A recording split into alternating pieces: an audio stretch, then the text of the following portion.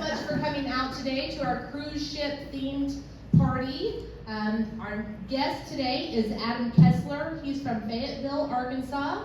First time having a comedian in our building, so let's give him a round of applause.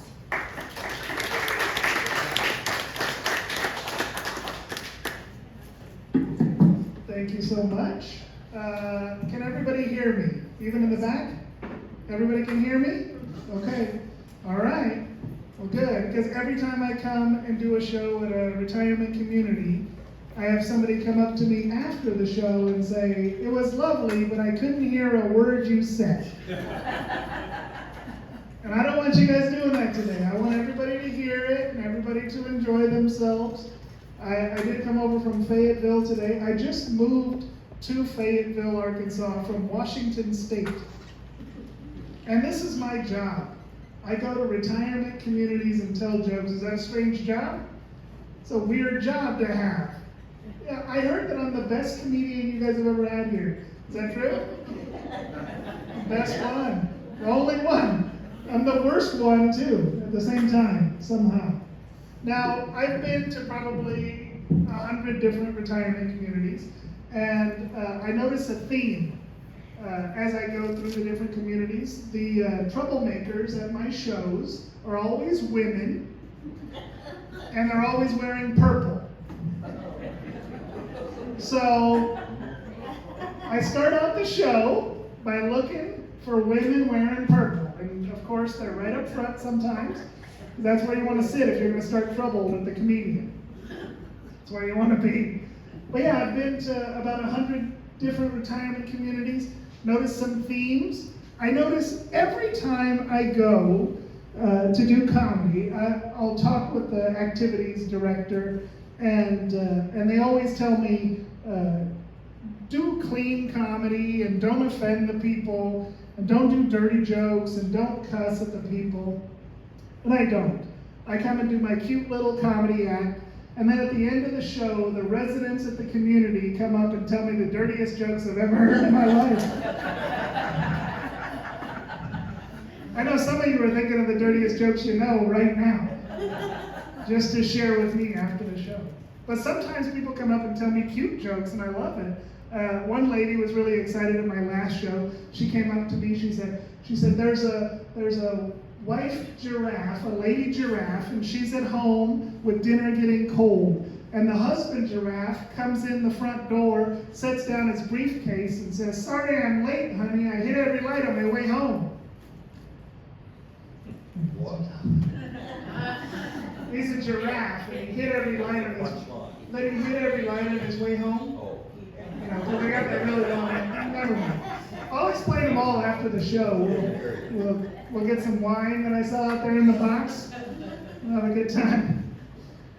But you're not leaving, sir. The doors are locked. All right, good. When I was in Washington, I went to Oregon, to Portland, to do some shows.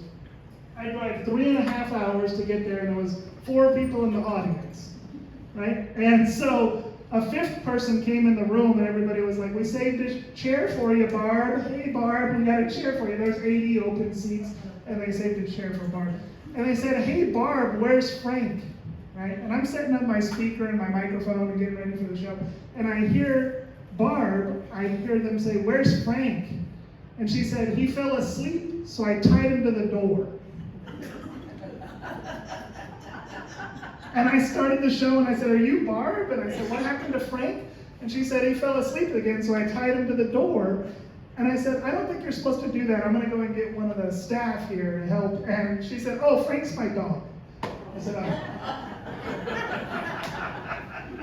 "I thought it was your husband." And she said, "No, I tied him to the bed." I say the bed.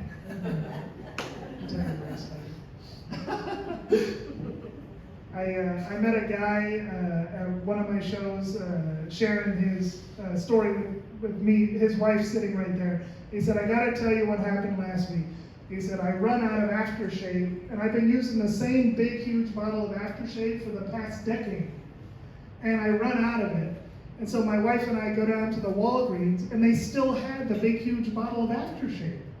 but now it's $100. And so I turned to my wife and I said, I'm not paying $100 for this big bottle of aftershave. And his wife said, how old are you? And he said, 87. And she said, buy the small bottle.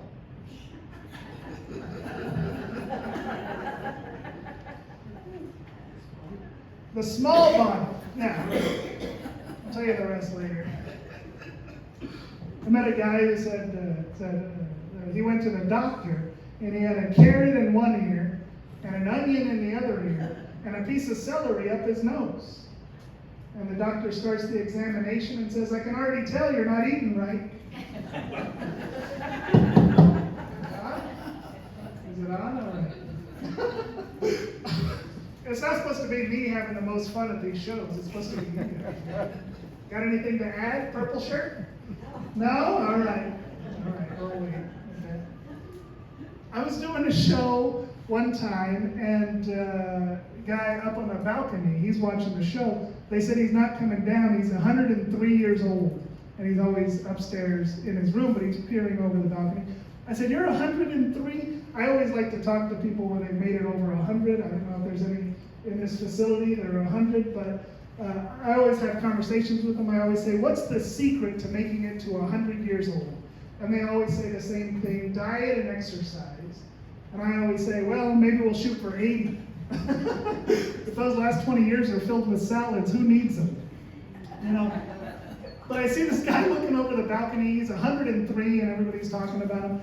And I said, what's the worst thing about being 103? And he said, I outlived all my pallbearers.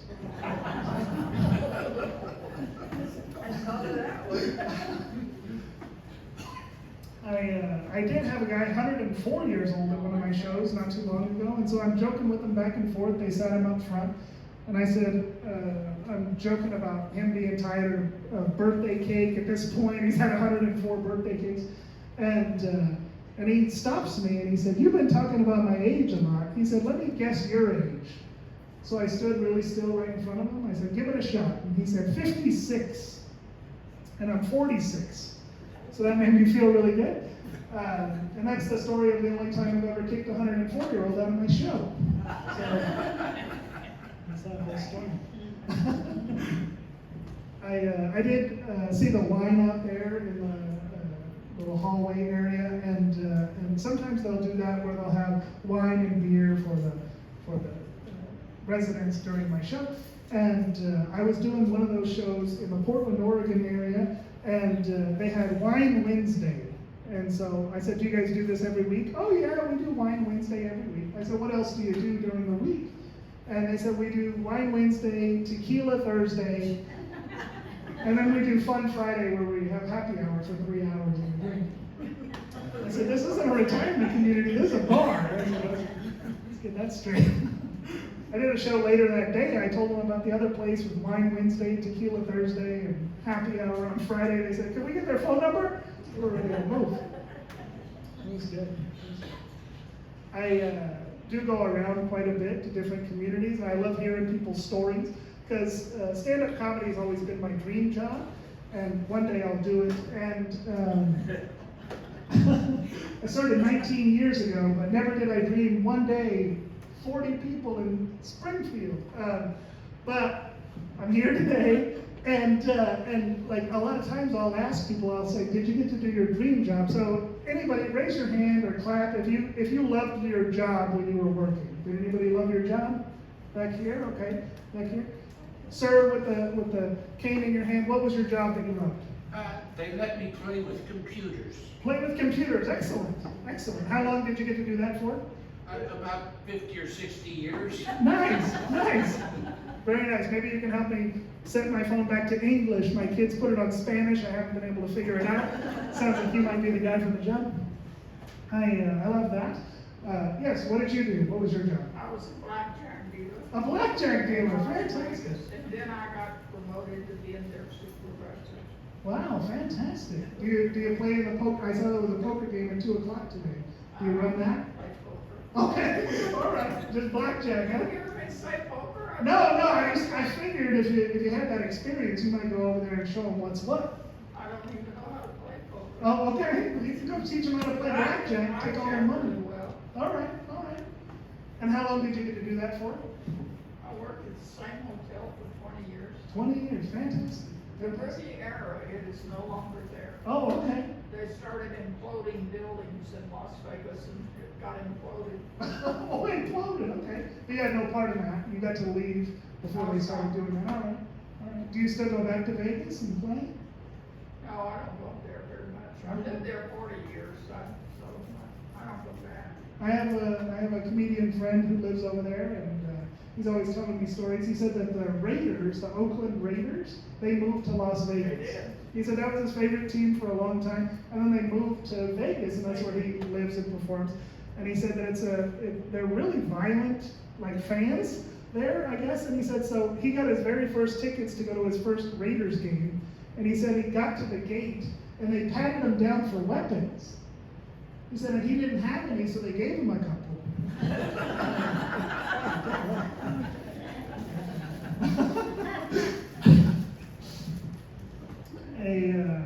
There's a lot of stories that I've heard from the different communities that I've been to. I asked that question, who got to do their dream job? And one guy raised his hand. He said, I was a fighter pilot. I said, oh, what does that mean, a fighter pilot? And he said, I flew a plane in the war and I dropped bombs from the plane. And I said, that is a really intense job. Did you have a different kind of job when you came back from war? And he said, yeah, I taught the 5th grade. He went from dropping a bomb in war to teaching the 5th grade. I said, which one was harder? And he said, teaching was harder than being in war. And I told that story in another community, and this guy raised his hand. He said, I used to teach the 5th grade too. I said, do you have any stories about that? He said, yeah. He said, his favorite thing that ever happened teaching the 5th grade was on the last day of school one year, one of his students came up and gave him a big hug and said, I loved having you as a teacher. I wish you were smart enough to teach me next year.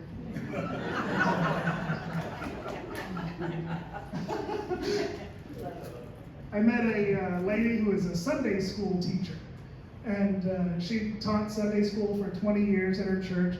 And she said she still remembers that one time they had this new student in the Sunday school, little boy, and she wanted to find out what he knew about the Bible. And so she asked him, she said, do you know the name of the first man on earth? And the little boy said, Hoss.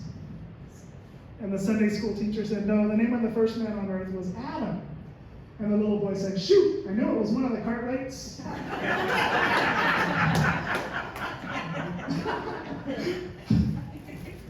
That joke has a certain demographic, and this is it. I gotta tell you.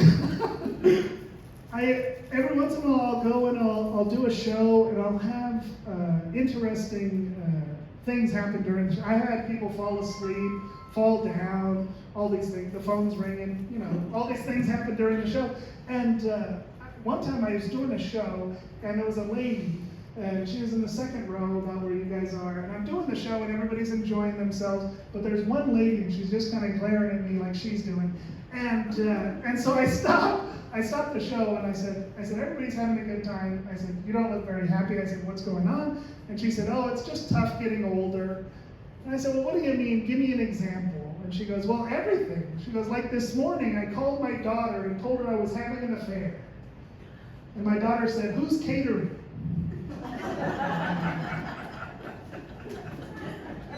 Say, who's catering?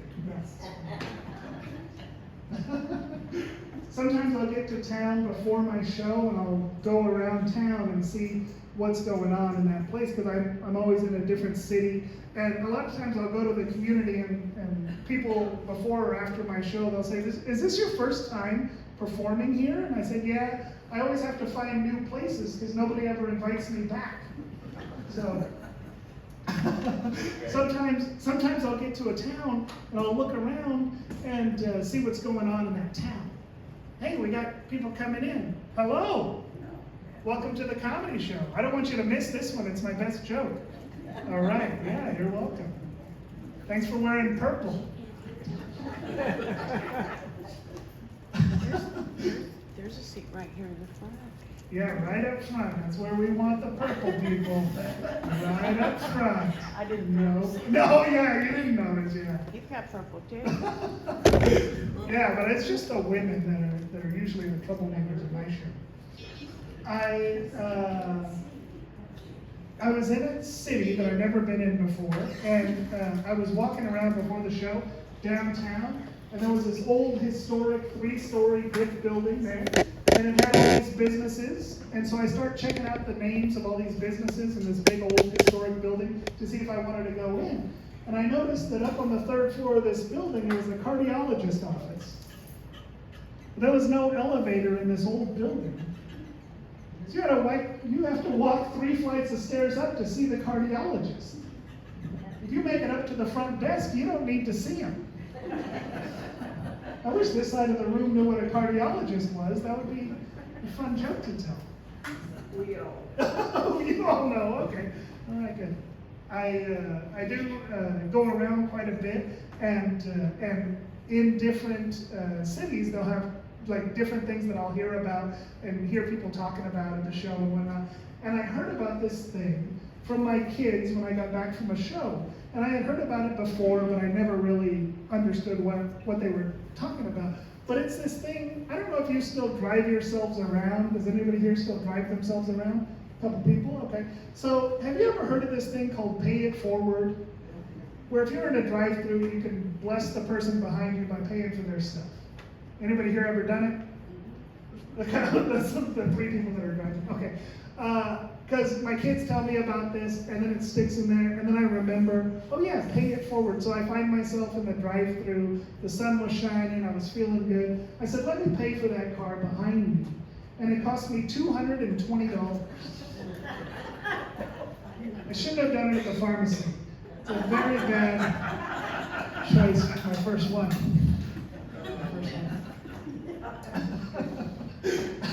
Oh, that one you liked? Okay, good. I'm always getting got on things like that. Like, I don't know if you guys order books online, but I get a lot of my books from Amazon. And I ordered this book online called The Power of Patience. And I ordered it, and then it said shipping takes 10 weeks.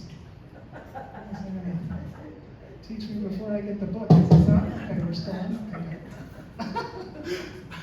Sometimes I'll go to a community around dinner time or around lunchtime, and the person who hires me for the show, they'll say, oh, you can stay for lunch or stay for dinner. And one time I was doing a show, and I started talking with the people about how I'm going to stick around for dinner after the show, and they can come up and tell me stories and jokes. And I start wrapping up the show, and I'm putting away my microphone and my speaker and everything, and one of the residents comes up and hands me $5. And I said, what is this for? And he said, go to McDonald's, you don't want to eat here.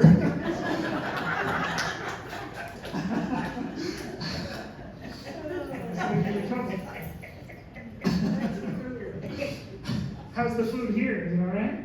You guys laughed pretty hard at that joke. It must not be good everywhere.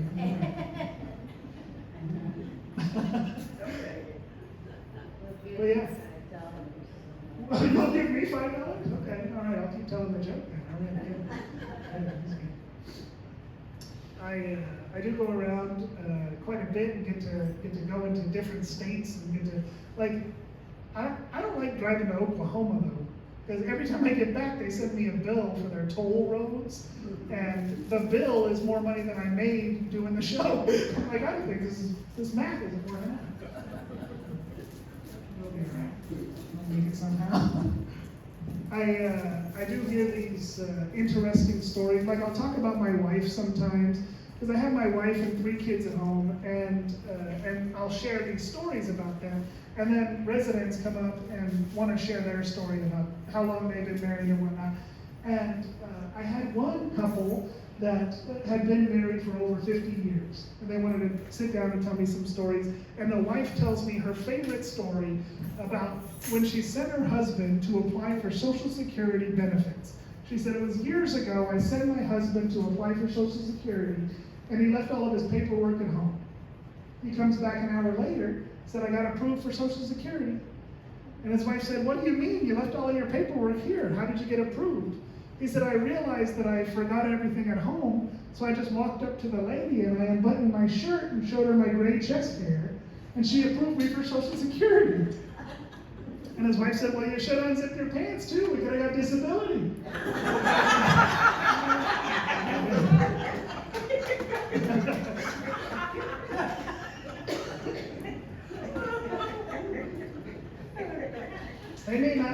a check after telling you guys that joke. They said, only do clean jokes, and then they're cussing and everything.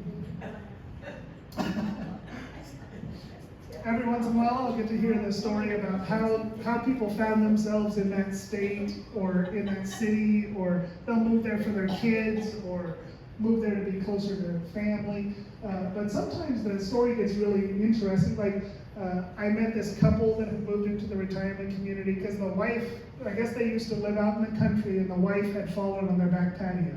She fell down and hurt her hip, and he couldn't help her out.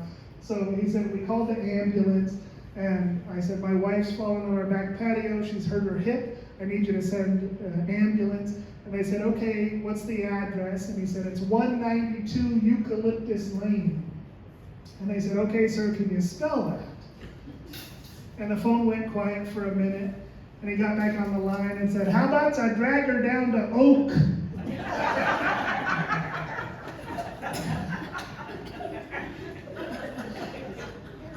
A little easier to spell Oak.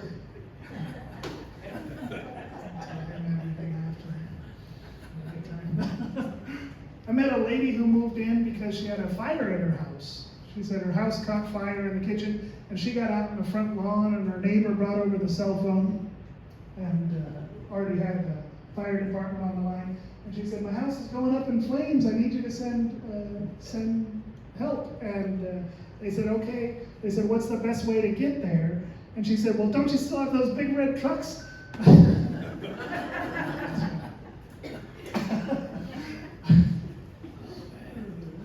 I went to, this isn't, do you guys have a memory care side of things here?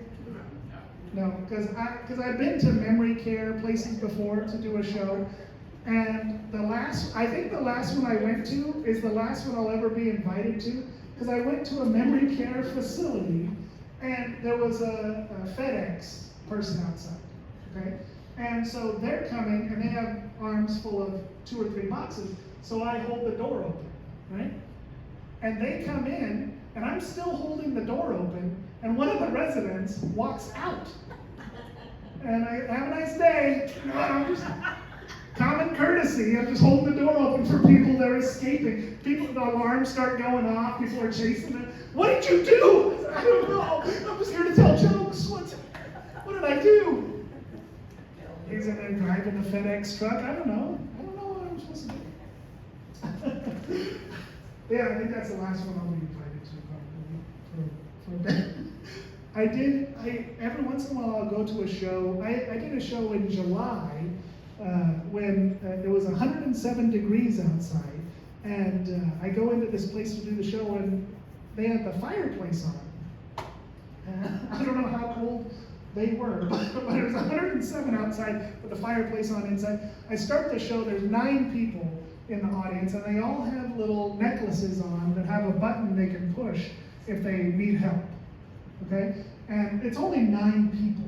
And so I'm telling them the jokes, they're all sitting on the couches, and they're having wine and having a good time. And then one of them hits the button by mistake, and they rush in to take her out, and I was like, no, everybody has to stay. Like, I can't lose these people. You know? That's why I like doing the shows at the ones that are all assisted living, where everybody needs a little help, because I go, they're not going anywhere during my show. They're all staying put. Because I went to one that was assisted living, and everybody gets in the room, they fill up the seats, 50 or 60 people, and I look over, and there's a beautiful grand piano right up by where my microphone and stuff are, and the grand piano had a sign on it, and the sign said, residents, please do not move this piano. Me and my brother can't move this piano. Which of the residents do they think is down in the dining room going, hey, Margaret, nobody's looking, now's our chance. Just don't see him. Like, what? But I do hear these interesting stories from people. I asked that question about a dream job one time. I said, did anybody here get to do their dream job? And a lady, she said, I got to be a mom, and that's what I always wanted to do, was be a stay-at-home mom. And she said, but my son also has a very interesting job. He drives a limousine in New York City. And I said, oh, that's a really cool job, a limousine in New York. I said, did he ever drive around anybody famous? And she said, he drove the Pope. I said, that's pretty good. This kid in the limo drove the Pope. I said, I gotta hear the story about this. So she tells me this whole story. She said, the Pope comes to town, and I guess everywhere that he goes in that little Pope-mobile, the bulletproof little bubble thing. But when it was time for him to go back home in the airplane, they sent this kid in the limousine to pick him up to go to the airport. And I guess when he got there, the Pope said, can I drive? And I haven't read the whole Bible, but I'm pretty sure that it's in there, that if the Pope asks you to drive, you gotta let him. And so this kid, he doesn't know what he's doing. I guess he lets the Pope drive the limo. So the Pope doesn't know what he's doing, and he gets pulled over. This whole story. She said the Pope gets pulled over, and the cop walks up to the window and looks inside and sees the Pope and said, I'll be right back. And he goes back to his squad car, and he gets on the radio and he calls the chief, and he said, Chief, I pulled over somebody very important. He said, who'd you pull over, the mayor? He said, no, sir, he's more important than the mayor. He said, who'd you pull over, the governor? He said, no, sir, he's more important than the governor. He said, well, stop playing games and tell me who you pulled over. He said, sir, I don't know who it is, but the Pope is his chauffeur.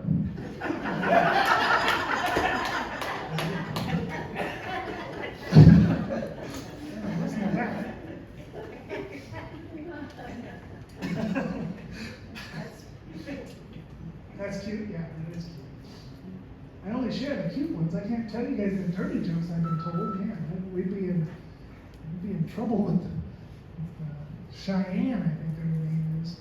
Is that why you're here, to like make sure I don't cuss at the people? You're just kind of the guard dog. You're wearing purple. Fantastic. Didn't work out really well. But yeah, I'll get interesting stories. I had a guy tell me that he said, oh, you're the, well, first of all, people really like to mess with me because they see my picture on the flyer, and so they know when I come through the door, they're like, that's the comedian, that's him.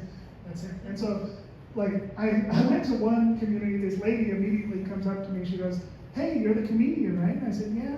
And she said, tell me this funny guy.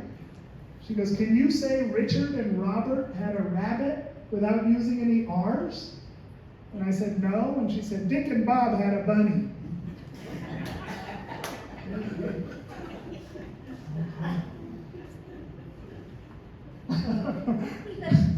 You like that? That's cute.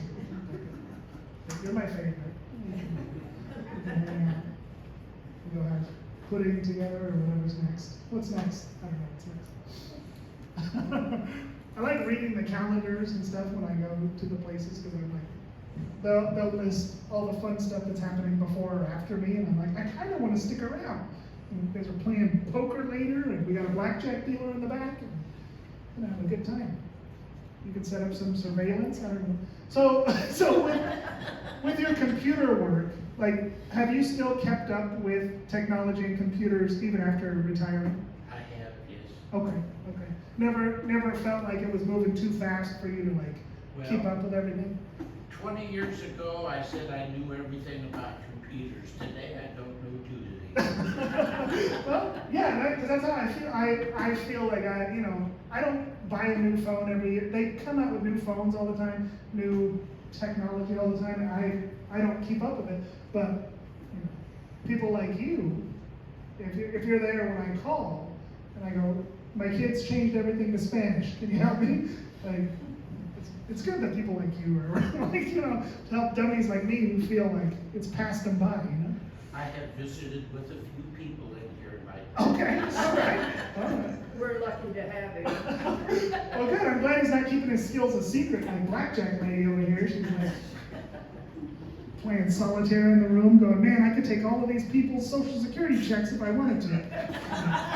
Flipping the cards over.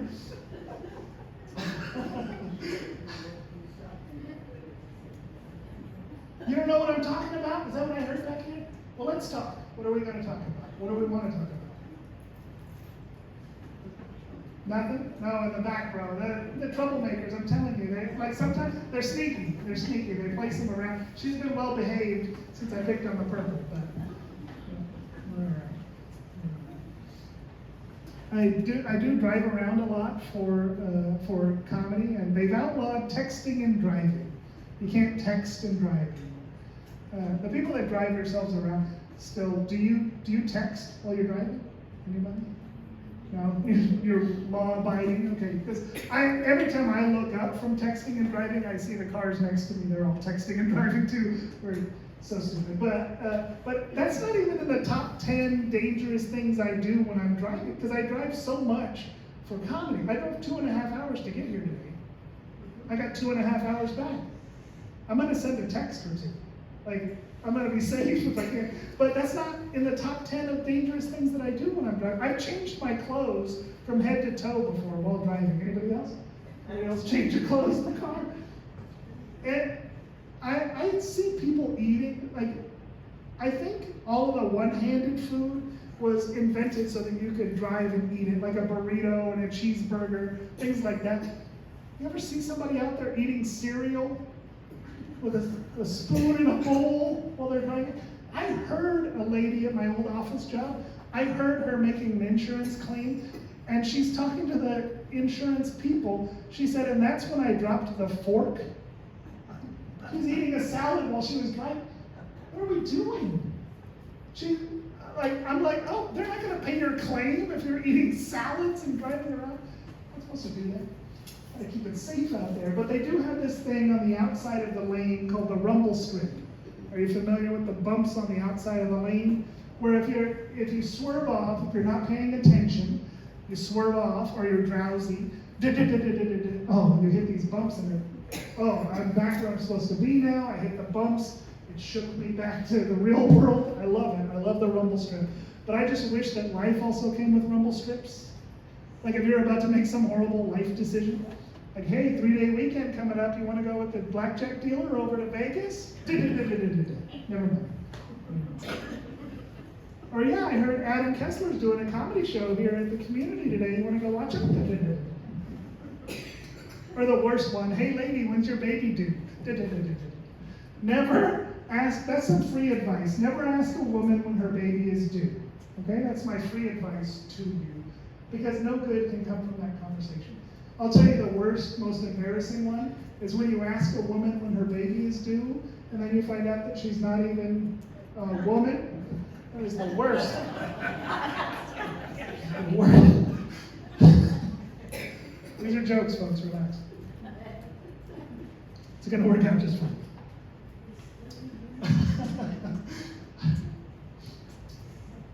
I went to one show and it was 3 p.m, and one of the residents came to me and he said, my neighbor really wanted to watch your comedy show, but she's already in bed. And she's had a long day. And I said, oh, that's fine. And then he goes on and he says, yeah, we had to take her dog to the vet because her dog wasn't listening to her. She has this little schnauzer. He's not listening to her commands. And so I drove her and the dog to the vet. And the vet said, the dog's not losing its hearing, it has hair growing out of its ears.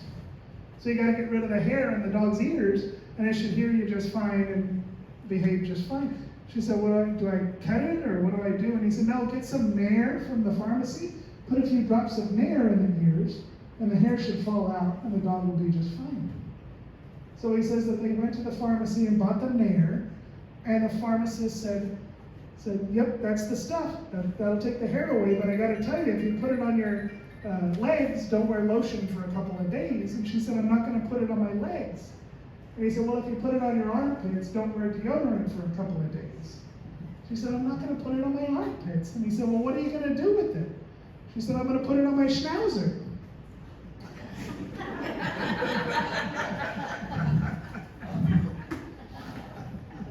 He said, then don't ride a bike for a week.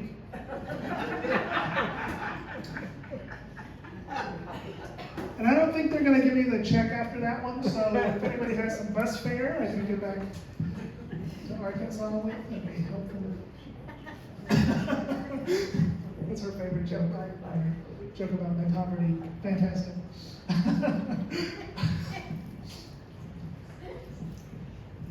Did you have a Yeah, job? Did you notice that Oh, what? they're having to explain it back here? Oh, they're explaining the joke?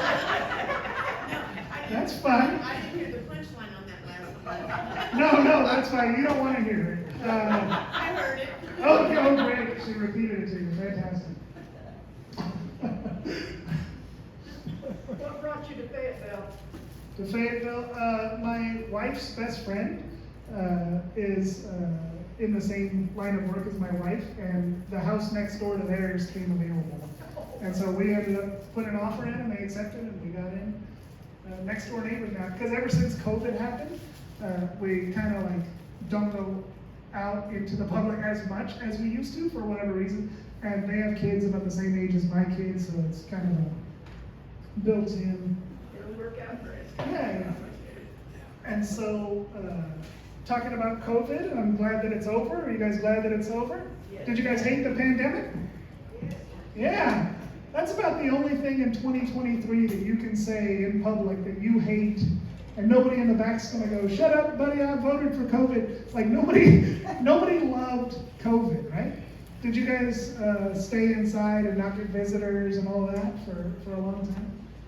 I didn't like anything about the pandemic, but I really hated the mask. I hated wearing the mask, and I hated going out and seeing that other people didn't know how to wear their mask. It was supposed to go over your mouth and your nose. I went into Walmart once and saw somebody with the mask so far down that I could see their nose and their top lip and their mustache. This lady was messed up.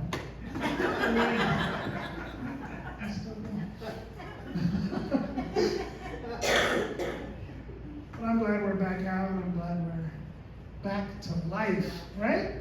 Getting visitors? Like, that used to probably be a good excuse for some of your families not to come visit. If you, hey, it's Visitors Day. Yeah, but COVID, all right.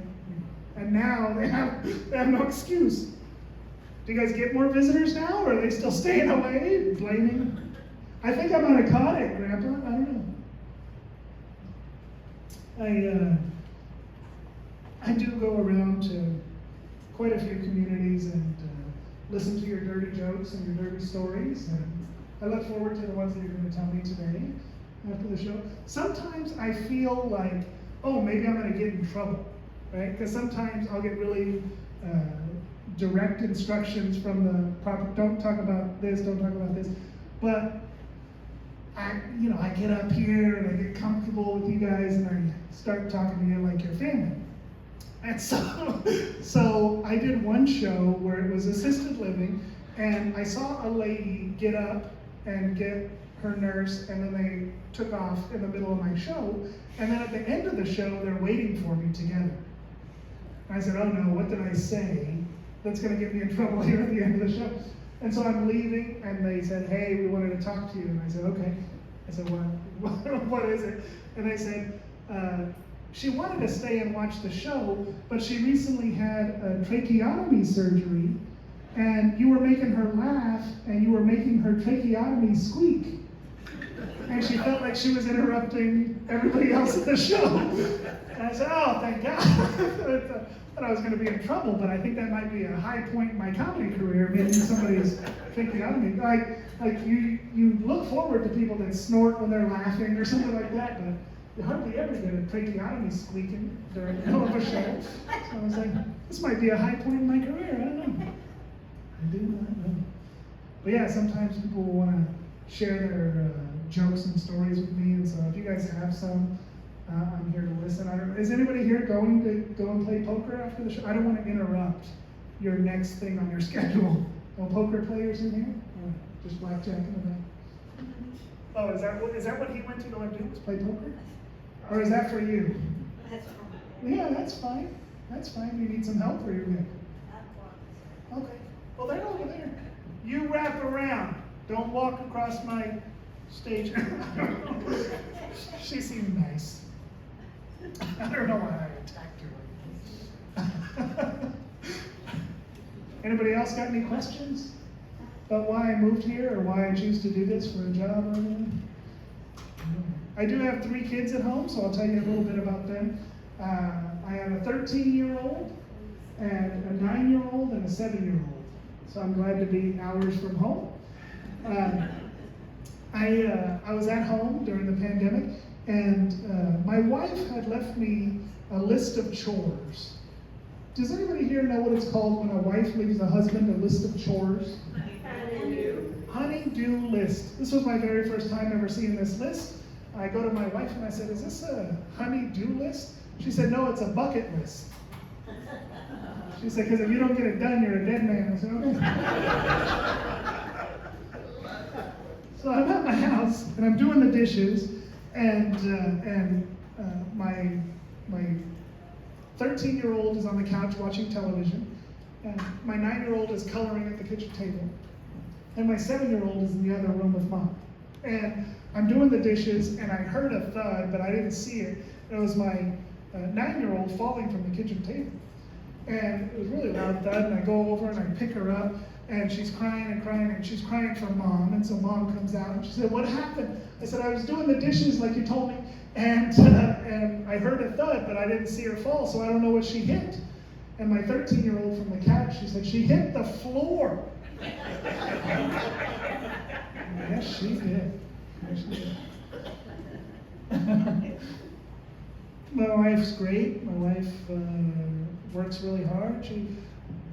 I don't understand, because I've been married for 17 years, and I still do the things that annoy my wife. And like, you would think that I would learn by now to not do them, but I know the things that are going to annoy my wife, and I still do them because I love the looks that she gives me when I annoy my wife. She'll just kind of glare at me with one eyebrow raised, just kind of like this lady's doing. And she'll kind of glare at me with one eyebrow raised. Like, she gets mad at me for little things. Like the other day, she got mad at me for drinking the milk straight out of the carton. The manager of that Walmart didn't seem to like it either. But she gives me this one eyebrow raised and just kind of glares at me with one eye. And I started calling it the Wi-Fi. And I get free Wi-Fi. And that joke's just for him. After 17 years, I get free Wi-Fi. I gave the broad a band, and now I get free Wi-Fi. Let's stop the joke. It's just for him.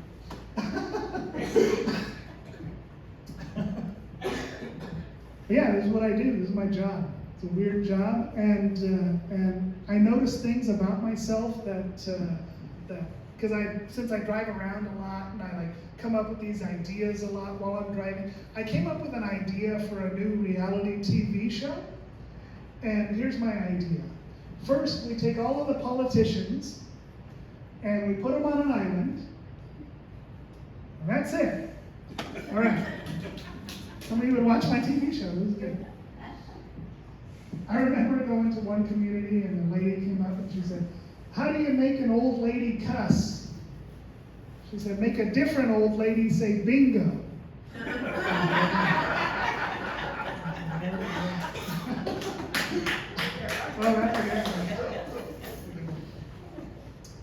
During the pandemic, though, I started getting what I like to call old people mail in my mailbox. Because before the pandemic, I was still going around and doing all the retirement community shows. And then when the pandemic hit, I think they thought I was a resident or something, because I started getting mail that was well beyond my years. I'm 46 years old, but the stuff in my mailbox, it was ads for AARP and ads for retirement, and I got ads for hearing aids in my mailbox, and I got a coupon for Depends in my mailbox. And I love that they think that that's what's keeping me out of the market. Like they think that I need the Depends. I'm just waiting on a deal before I start buying. But during the pandemic, I did get the oldest piece of old people mail that I believe you can get. And it was a postcard, and it was asking me if I want to prepay for my cremation services. Has anybody here ever got that in your mailbox? Prepay for your cremation. So it has a website on there, and it has a phone number, and I called the phone number because that's more fun. And I called the phone number, and the lady goes through her sales pitch 5 minutes long of why I should prepay for my cremation. And at the end of her sales pitch, she stops, And she says, do you have any questions? And I said, yes, just one. What if I die in a fire? Good I question. said, are we talking about a refund, or do you guys sweep up, or what are we talking about? The job's already done. And at one of my shows, a lady said, what did she say? She hung up. She hung up. That's what, they don't like that question, I guess. So if you get that postcard in your mail, feel free to call the number and ask them that question. What if I die in a fire? No, yes. Have they ever asked you to RSVP? Oh, no, they have not. Oh, they asked you to RSVP. Fantastic. I have a friend who I'm always talking with comedians, and they're always so quick with everything. And so I told him about I said, they want me to prepay for my cremation. And he goes, oh, a casket, that's the last thing I need. That's pretty funny. Because I did a show for coroners and medical examiners, okay? And so I'm doing the show, and this room full of 100 medical examiners and coroners from Washington State, where I was from.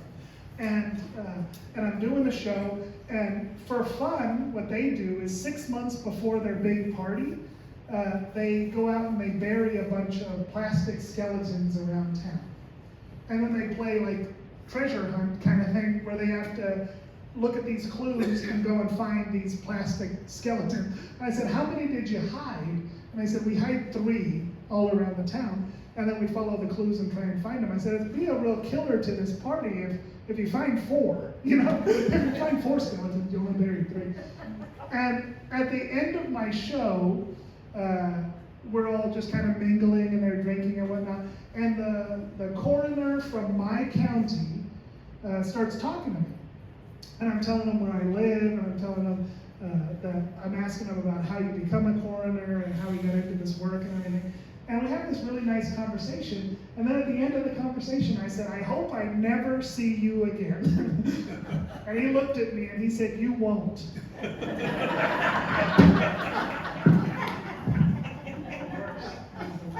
guys have been lovely. Thanks for hanging out with me the whole time. I hope your report is okay. And thank you guys so much for hanging out.